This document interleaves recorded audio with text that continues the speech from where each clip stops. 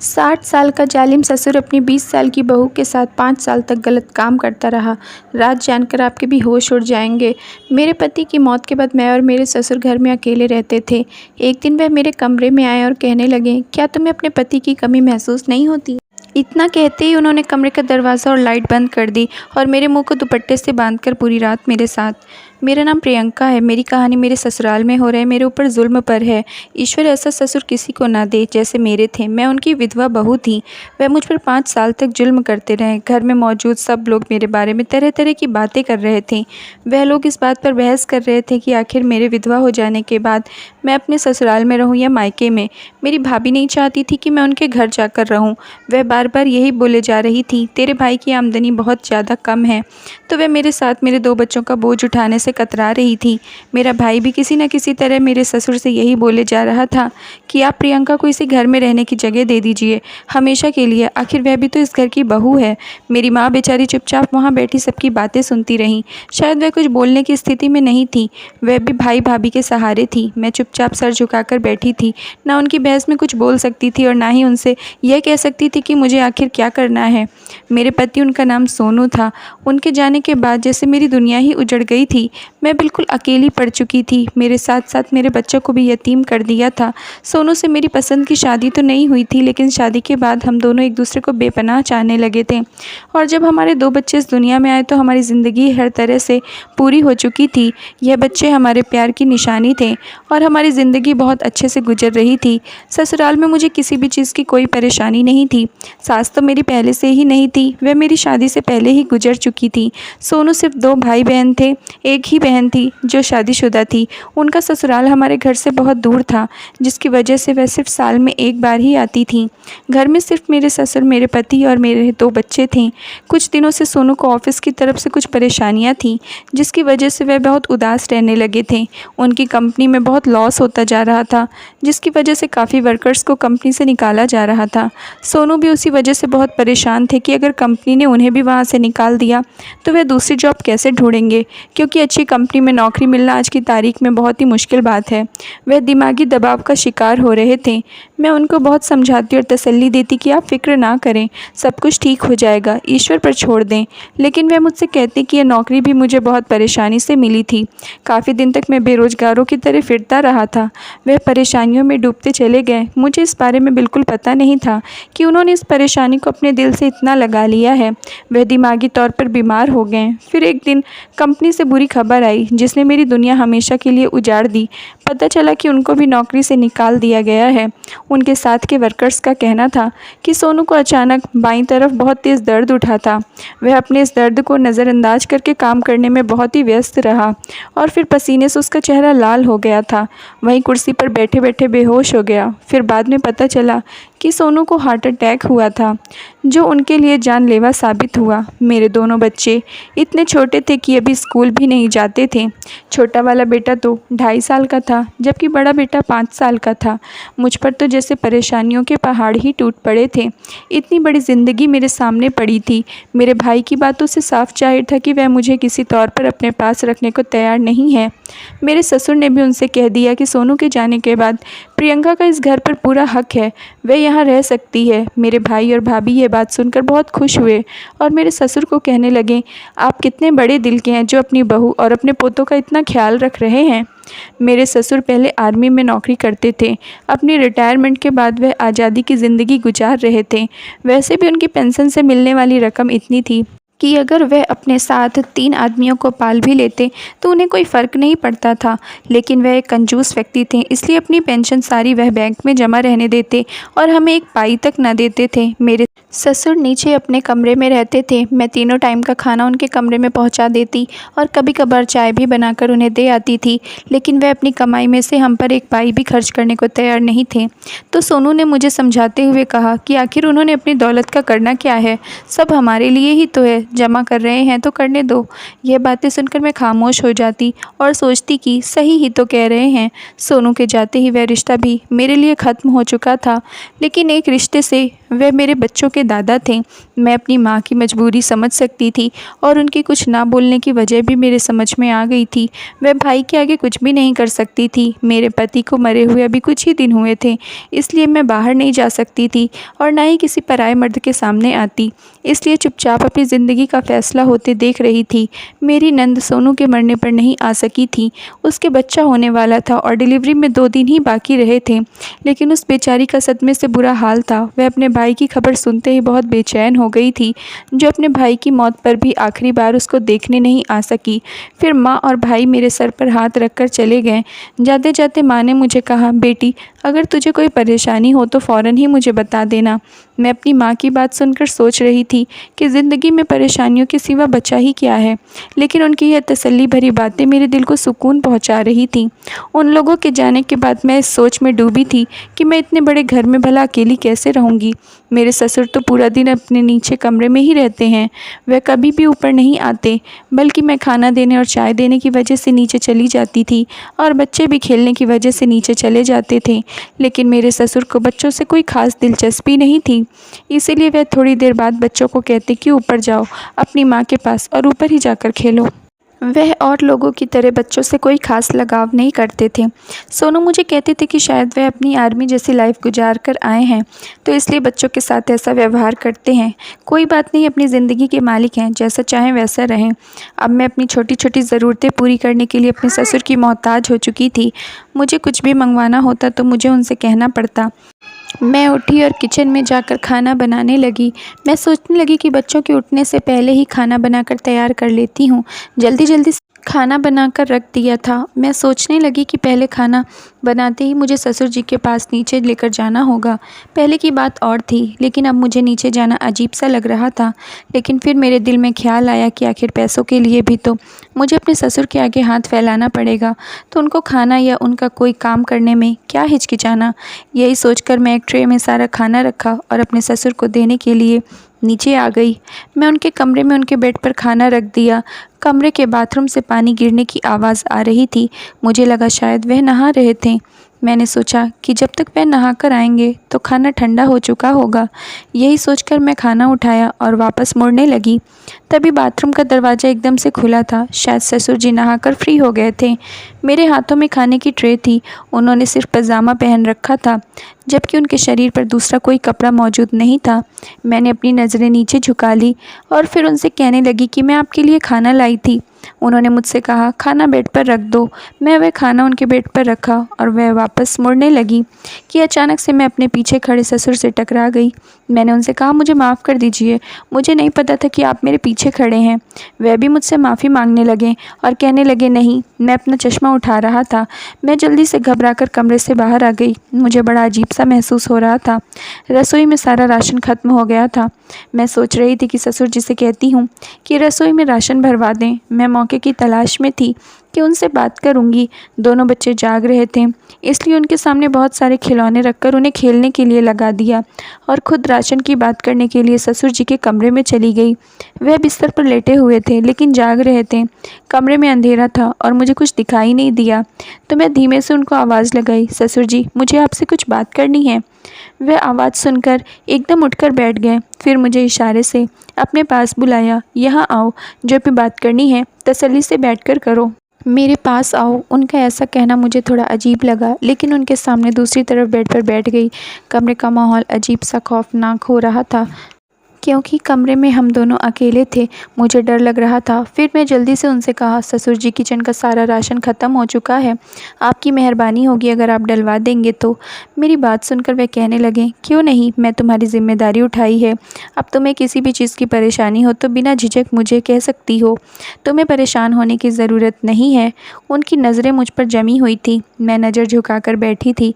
तभी वे मुझसे कहने लगे, प्रियंका, तुम्हें अपने पति की कमी तो महसूस होती होगी। मैं अपनी नज़रें झुका ली और उनसे कहने लगी, ससुर जी, क्यों नहीं, सोनू की कमी तो मुझे हर वक्त सताती है। उनके जाने के बाद तो मेरी ज़िंदगी ही जैसे ख़त्म हो गई है। फिर वे मुझसे कहने लगे, मुझे भी हर वक्त अपनी पत्नी की कमी महसूस होती है। उसको मरे हुए कितने साल गुजर गए हैं, लेकिन मेरे दिल में कभी दूसरी शादी का ख्याल नहीं आया। हालांकि मुझे पत्नी की काफ़ी ज़रूरत थी, तुम भी देख लो मैं कितना सेहतमंद और फिट रहता हूँ। तुमने कभी भी यह ना सोचा होगा कि मेरी ज़िंदगी में किसी औरत को ले आऊँ। वह मेरा ध्यान अपनी ओर खींचने की कोशिश कर रहे थे। तभी मैं सोचने लगी कि उनकी उम्र ज़्यादा थी, लेकिन वह कहीं से भी बूढ़े नहीं लगते थे। मैं जल्द से जल्द वहाँ से उठना चाह रही थी, तभी अचानक से उन्होंने मेरे हाथ के ऊपर अपना हाथ रख दिया और मुझसे कहने लगे, तुम किसी भी चीज़ के लिए परेशान मत होना। तुम्हारी जो भी ख्वाहिश हो मुझे आकर बता सकती हो और बिल्कुल परेशान मत होना। तुम्हारी मैं हर तरीके से मदद करूँगा। मुझे बड़ा अजीब लग रहा था। मैंने धीरे से हाथ खींचकर पीछे कर लिया और जल्दी से बेड से उठकर खड़ी हो गई। फिर उनसे कहने लगी कि ससुर जी आप राशन डलवा दीजिएगा। यह कहकर मैं फ़ौरन ही सीढ़ियाँ चढ़ती हुई ऊपर आ गई। मुझे अच्छा नहीं लग रहा था, फिर ना जाने क्यों मैं आकर वॉश बेसिन में अपने हाथ साबुन से धोने लगी। सोनू के जाने के बाद अब मेरी ज़िंदगी में कोई ख्वाहिश, कोई हसरत ना बची थी। अब मैं पूरी ज़िंदगी उनके नाम पर गुजारना चाहती थी। दूसरे दिन ससुर जी ने ढेर सारा राशन लाकर किचन में भरवा दिया। बेशक पैसों की तो उनके पास कोई कमी ना थी। इतने सालों से जो पेंशन के नाम से रकम आ रही थी वह बैंक अकाउंट में उनके नाम से सुरक्षित थी। वह बच्चों के लिए भी ढेर सारा सामान जैसे खिलौने और खाने पीने की चीज़ लाते थे, जिन्हें देखकर बच्चे बहुत खुश होते थे। मैं सोचने लगी कि सोनू की ज़िंदगी में तो उन्होंने कभी भी मेरे बच्चों पर ऐसे उपकार नहीं किया। ये शायद सोच कर रहे होंगे कि ये बच्चे यतीम हो चुके हैं। मैंने सारा राशन किचन में सेट कर दिया। एक दिन खाना खाकर दोपहर के टाइम दोनों बच्चों के सोने के बाद मैं नहाने का सोचकर बाथरूम में चली गई। जैसे ही नहाकर बाहर आई तो ससुर जी मेरे कमरे में खड़े थे। उनको देखकर मैं दंग रह गई। मेरे पास दुपट्टा भी नहीं था, मेरे गीले बाल भी खुले हुए थे। उनसे पानी टपक कर मेरे सारे कपड़ों को गीला कर चुका था। उन्हें ऐसे अपने सामने देखकर मैं शर्म से पानी पानी हो रही थी। फिर मैं उनसे कहने लगी कि ससुर जी आपको कोई काम था क्या? उनकी नज़रें मेरे शरीर से हट नहीं रही थी। उनकी नज़रों से एक अजीब सी प्यास छलक रही थी। वह मुझे बिल्कुल अजीब महसूस करवा रहे थे। तभी वह मुझे देखते देखते कहने लगे कि मैं बहुत अकेलापन महसूस कर रहा था, इसलिए सोचा कि 2 घड़ी तुम्हारे पास आकर बैठ जाऊं। मैं भी नज़रें झुकाकर बोली कि जी ससुर जी क्यों नहीं, आप ज़रूर मुझे अपने दिल की बात कर सकते हैं। फिर वह मुझसे कहने लगे कि हम यहाँ बैठकर बातें नहीं कर सकते। अगर हम यहाँ बातें करेंगे तो बच्चे अपनी नींद से जाग जाएंगे। दूसरे कमरे में चलते हैं। मैं उनकी बात मानने पर मजबूर थी, क्योंकि मेरा और मेरे बच्चों का सारा खर्चा उन्होंने ही तो उठाया था। इसलिए मैंने अच्छे से दुपट्टा ओढ़ा और उनकी बात मानकर मैं उनके साथ दूसरे कमरे में चली गई। दूसरे कमरे में सिर्फ एक ही बेड था। मैं जैसे ही उस पर बैठी, ससुर जी भी मेरे बराबर में आकर इस बेड पर बैठ गए। ससुर जी ने कहा, मुझे आज बहुत ज़्यादा अपनी पत्नी की याद आ रही है। जब वह जिंदा थी तो उसने कभी मुझे किसी चीज़ की कमी नहीं महसूस होने दी। मैं यह चाहता हूँ कि उनकी कमी तुम पूरी कर दो। फिर उन्होंने मेरा हाथ थाम लिया और मुझसे कहने लगे, देखो इस शहर में मेरी बड़ी इज्जत है। सब लोग मुझे इज्जत की निगाह से देखते हैं। मैं नहीं चाहता कि कल को मेरे बारे में कोई यह कहे कि मैं अपनी जवान बहू को अपने साथ रखा हुआ हूँ। इसलिए तुम घर की बातें किसी के सामने नहीं करोगी और ना ही ज़्यादा यहाँ किसी औरत को मुंह लगाकर उसे घर बुलाओगी। मैंने अपने घर में औरतों का आना जाना पसंद नहीं है। मैं उनकी बात हैरत से सुन रही थी। मैं उनके अचानक से हाथ पकड़ने पर हैरत में आ गई थी। मैंने धीरे से अपना हाथ उनसे छुड़ा लिया। फिर सर झुकाकर कहने लगी, ससुर जी आप फिक्र ना करें, जैसा आप कहेंगे मैं वैसा ही करूँगी। यहाँ कोई औरत नहीं आएगी और मैं किसी को भी अपने घर की बात नहीं बताऊँगी। आपने मेरी और मेरे बच्चों की जिम्मेदारी उठाई है, इसलिए मैं आपकी बहुत ही एहसानमंद हूँ। वह मेरे शरीर को प्यासी निगाहों से देखने लगे। मेरा दिल बुरी तरह से धक धक करने लगा, क्योंकि उनकी नज़रें मुझे बिल्कुल बदली बदली हुई सी महसूस हो रही थीं। फिर वह धीरे धीरे से मेरे करीब आने लगे और मेरे पीठ पर हाथ फेरने लगे। मैं एकदम उठ गई और कड़क शब्दों में मैंने उनसे कहा कि ससुर जी यह आप क्या कर रहे हैं? मेरे मुँह से गुटी गुटी सी आवाज़ निकली थी। मुझे ऐसा लग रहा था जैसे वह कुछ मेरे साथ गलत करना चाहते हैं। फिर वह भी उठकर मेरे सामने आ गए और मुझे कहने लगे कि शुरू में तुम्हें अजीब लगेगा, लेकिन धीरे धीरे तुम्हें इस चीज़ की आदत हो जाएगी। वह मुझे क्या समझाना चाह रहे थे, मैं अच्छी तरह उनकी बात समझने लगी थी, फिर भी मैं समझना नहीं चाहती थी। तभी उन्होंने अपने दोनों हाथ मेरे कंधे पर रख दिए। वह मुझसे कहने लगे, देखो मैंने तुम्हारी इतनी सारी जिम्मेदारी उठाई है, इसके बदले तुम्हारा भी तो कुछ हक बनता है। तुम्हारा काम है कि तुम भी मुझे खुश करो। आज तो मैं जा रहा हूँ, लेकिन तुम अच्छी तरह सोच समझ लो, तुमने मुझे हर हाल में खुश करना ही होगा। उन्होंने अपनी गंदी निगाहों से मुझे देखा और कहते हुए नीचे चले गए। मैं मन ही मन घबरा रही थी और मेरा शरीर काँप रहा था। उनके इरादे बहुत गलत हैं। भला ये कैसे हो सकता था? आखिर मुझे किस तरीके से खुश करने को कह रहे थे? उन्होंने यह भी नहीं सोचा कि मैं उनके बेटे की विधवा हूँ और बहू भी तो बेटी समान होती है। 1-2 दिन ऐसे ही गुजर गए। मैं जानबूझकर उनके सामने जाने से डर रही थी। जल्दी से नीचे खाना रखकर ऊपर आ जाती और कोशिश करती थी कि उनके कमरे में 1 मिनट भी ना रुकूं। फिर एक दिन वह हुआ जिसकी मुझे बिल्कुल भी उम्मीद नहीं थी। मैं अपने कमरे में बच्चों के साथ सो रही थी क्योंकि गर्मियों का मौसम चल रहा था, जिसकी वजह से मैंने कमरे का दरवाज़ा बंद नहीं किया था। कमरे में एसी भी नहीं लगा हुआ था। बाहर आंगन में सोते हुए मुझे डर लगता था, इसलिए कमरे का दरवाज़ा खोलकर बच्चों के साथ ही सो जाती थी। मैं नींद में थी। मुझे कुछ महसूस हुआ जैसे मेरे करीब कोई खड़ा है, मुझे जगाने की कोशिश कर रहा है। मैं नींद में उठी थी। दुपट्टा तो वैसे ही मेरे पास नहीं था। तभी मैंने अपनी सोई सोई आंखें उठाकर देखा तो ससुर जी मुझे जगा रहे थे। मैं एकदम से घबराकर उठी। वह मुझसे कहने लगे, डरो मत प्रियंका, मैं हूँ। मुझे तुमसे एक काम था। मेरे सर में बहुत दर्द हो रहा है, थोड़ी देर मेरा सर दबा दो। मैं जल्दी से अपना दुपट्टा ओढ़ने की कोशिश करी और उन्हें कहने लगी कि ससुर जी आप कहें तो मैं आपके लिए चाय बना देती हूँ। वह कहने लगे, नहीं चाय नहीं, बस तुम मेरा एक काम कर दो, अपने खूबसूरत हाथों से मेरा सर दबा दो। चाय में कैफ़ीन होता है जिसके पीने से और भी ज़्यादा दर्द होगा। फिर वह मुझसे बार बार कहने लगी कि नीचे कमरे में तुम्हारा इंतज़ार कर रहा हूँ। यह कहते हुए वह नीचे चले गए। मैं हैरान और परेशान सी खड़ी थी। आधी रात के समय नीचे उनके कमरे में जाना मुझे किसी पहाड़ चढ़ने के बराबर लग रहा था, लेकिन उनकी बात मानना भी ज़रूरी था। अपनी मजबूरियों के बारे में सोचते हुए मेरे कदम नीचे की तरफ उठने लगे। कमरे का दरवाज़ा मैंने हल्के से बंद कर दिया था ताकि बच्चे न उठ जाएं। नीचे कमरे का दरवाज़ा पहले से ही खुला हुआ था। वह जैसे भी मेरे आने का इंतज़ार ही कर रहे थे। फिर मुझे आता देखकर बेड पर लेट गए और मुझसे कहने लगे कि जल्दी से मेरा सर दबा दो, कब से मैं तुम्हारे आने का इंतज़ार कर रहा हूँ। मुझे नींद नहीं आ रही है। मैं धीरे से उनका सर दबाने बैठी और हल्के हल्के से उनके सर को दबाने लगी। थोड़ी देर तक दबाती रही। फिर अचानक से उन्होंने अपना सर उठाकर मेरी गोद में रख दिया। मेरा दिल सूखे पत्ते की तरह काँप रहा था। मेरे साथ क्या हो रहा है और वह क्या कर रहे थे मेरे साथ? मुझे कुछ समझ नहीं आ रहा था। क्या वह मुझसे कोई गलत संबंध बनाना चाहते हैं? मैं धीरे से उठने लगी कि अचानक उन्होंने एक झटके से मुझे खींचकर अपने ऊपर गिरा लिया। तभी मैंने ज़ोर लगाकर उनसे अपने आप को छुड़ाने की बहुत कोशिश की, लेकिन उनका शरीर ताकतवर था। उन्होंने मुझे इतनी ज़ोर से जकड़ा हुआ था कि इतनी कोशिशों के बावजूद भी उनसे खुद को छुड़ा न सकी। फिर उनसे कहने लगी कि ससुर जी आप ये सब क्या कर रहे हैं? आप ऐसी गंदी हरकतें मेरे साथ कैसे कर सकते हैं? मैं आपके मरे हुए बेटे की बीवी हूँ। कम से कम आप अपने उस बेटे का ही ख्याल कर लीजिए। तो वह गुस्से से चिल्लाकर कहने लगे, तुम्हारा मेरे बेटे के साथ रिश्ता तब तक था जब तक तुम उसकी पत्नी थी। उस वक्त तुम मेरी बहू भी थी, लेकिन जैसे ही मेरा बेटा मर गया उसके बाद तुम मेरे लिए पराई हो। तुम्हें इस घर में रहना है तो मेरे मुताबिक मेरी हर शर्त को मानना पड़ेगा। उन्होंने एक झटका देकर मुझे बेड पर गिरा दिया। उन्होंने मेरे शरीर को बिल्कुल बेबस कर दिया था। आखिरकार उन्होंने अपने मकसद के लिए मुझे इस्तेमाल किया। वह आज अपने उस गलत मकसद में कामयाब हो चुके थे। मैं बिल्कुल बेबस उनके बेड पर पड़ी थी। जब उनका मुझसे दिल भर गया तो वह मुझसे कहने लगे कि अब तुम ऊपर जाओ और ख़बरदार तुमने अगर किसी को इसके बारे में बताया, वैसे भी लोगों को तो पता है कि मैं कितना शरीफ इंसान हूँ। मोहल्ले में मेरी बहुत इज्जत और नाम है। अगर तुमने किसी के सामने भी अपनी ज़बान खोली तो मैं सब लोगों को यही कहूँगा कि अपने पति के मरने के बाद तुम मुझसे नाजायज़ संबंध बनाना चाहती थी, और तुम्हारी बरकिरदारी साबित करने में मुझे चंद मिनट भी नहीं लगेगा। मैंने अपना बिखरा सा जिस्म उठाया और अपने जख्मी दिल को लेकर कमरे में चली गई। मेरे दोनों मासूम बच्चे बेखबर सो रहे थे। उन्हें यह नहीं मालूम था कि उनकी माँ के ऊपर क्या क़यामत गुज़र चुकी है। मैं जिन परेशानियों से गुज़र रही थी उनसे मेरा दिल फटा जा रहा था। फिर मैं बाथरूम में नहाने के लिए चली गई। मुझे अपने वजूद पर घिन महसूस हो रही थी। दूसरी सुबह मेरे लिए इससे भी ज़्यादा ख़तरनाक साबित हुई। मैं अपने जख्मी वजूद को लिए किचन में नाश्ता बना रही थी। मेरा दिल भी किसी काम को नहीं चाह रहा था।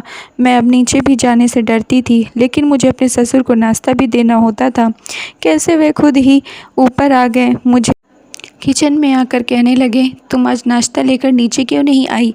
तो मैं उनकी बात का कोई जवाब नहीं दिया और चुप ही खड़ी रही। वह धीरे से कहने लगे, देखो रात को जो कुछ भी हुआ उसको भूल जाओ, अपनी ज़िंदगी इसमें गुजारो, खाओ पियो और ज़िंदगी के मज़े लो। अगर मुझे ऐसे ही खुश करती रहोगी तो मैं भी तुम्हें हमेशा खुश रखूँगा। मैंने चुपचाप नाश्ता रखकर उनकी ट्रे उनको दे दिया। सारा दिन घर में मैं, मेरे ससुर और मेरे बच्चे ही रहते थे। बाहर का कोई भी आदमी या औरत घर में नहीं आता जाता था। अब वह हफ्ते में 1 या 2 बार मेरे साथ यही पाप करने लगे थे। कई बार दिल में ख्याल आता कि अपनी माँ और अपने भाई को ससुर की असलियत बताकर हमेशा हमेशा के लिए अपने बच्चों को लेकर यहाँ से कहीं चली जाऊँ। लेकिन फिर यह सोचकर डर जाती थी कि कहीं मेरे ससुर भाई को यह ना कह दें कि मेरा ही किरदार बुरा है। कुछ दिन यूं ही गुजरते रहे और मैं हर रोज़ उस गंदे माहौल में घुटती रही। दिन प्रतिदिन मेरे लिए एक सज़ा की तरह हो गया था। उन्होंने मेरे बच्चों का शहर के सबसे मशहूर स्कूल में एडमिशन भी करवा दिया था।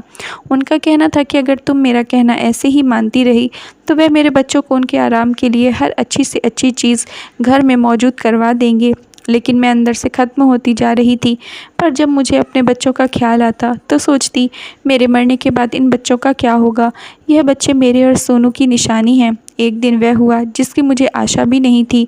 एक दिन जब बच्चे स्कूल गए हुए थे, मेरे ससुर मुझे कमरे में बुला रहे थे। मेरा दिल चाह रहा था कि मैं किचन में रखा चाकू उठाकर उनका खून कर दूं। 5 सालों से मैं ये सज़ा भुगत रही थी। अब मेरी बर्दाश्त करने की हद हो चुकी थी। वह मुझे खींचकर अपने कमरे में ले जा रहे थे। गलती से शायद उन्होंने कमरे का दरवाज़ा खुला छोड़ दिया था। वह मुझे ऐसे खींच रहे थे जैसे मैं कोई इंसान हूँ ही नहीं। लेकिन अचानक से कब मेरी ननद कमरे में आ गई, कुछ पता ही नहीं चला। वह अपनी आंखों से अपने पिता को मेरे साथ ज़ोर ज़बरदस्ती करते हुए देख चुकी थी।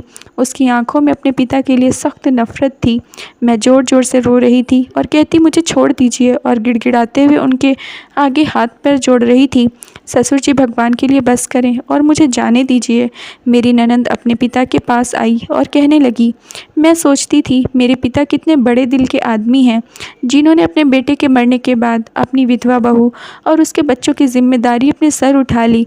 लेकिन मैं यह नहीं जानती थी कि आप इतने घिनौने व्यक्ति हैं, जो अपनी बहू से अपनी हवस पूरी कर रहे हैं और सोनू भाई की पत्नी को अपनी हवस को पूरा करने के मतलब से ही इस घर में जगह दी। काश आपने भाभी को गलत नज़रों से देखने की बजाय एक बेटी की नज़र से देखा होता। पिताजी, मुझे आपसे यह उम्मीद नहीं थी कि आप इतना गिर जाएंगे। अब मैं आपसे कहती हूँ कि आज से मेरा आपसे कोई रिश्ता नहीं रहा और मेरा बाप मेरे लिए मर गया है। और आप भी भूल जाना कि आपकी भी कोई बेटी थी, क्योंकि जो शख्स दूसरे की बेटी को बर्बाद करके रख दे, वह शख्स इंसान नहीं बल्कि हैवान कहने के लायक है।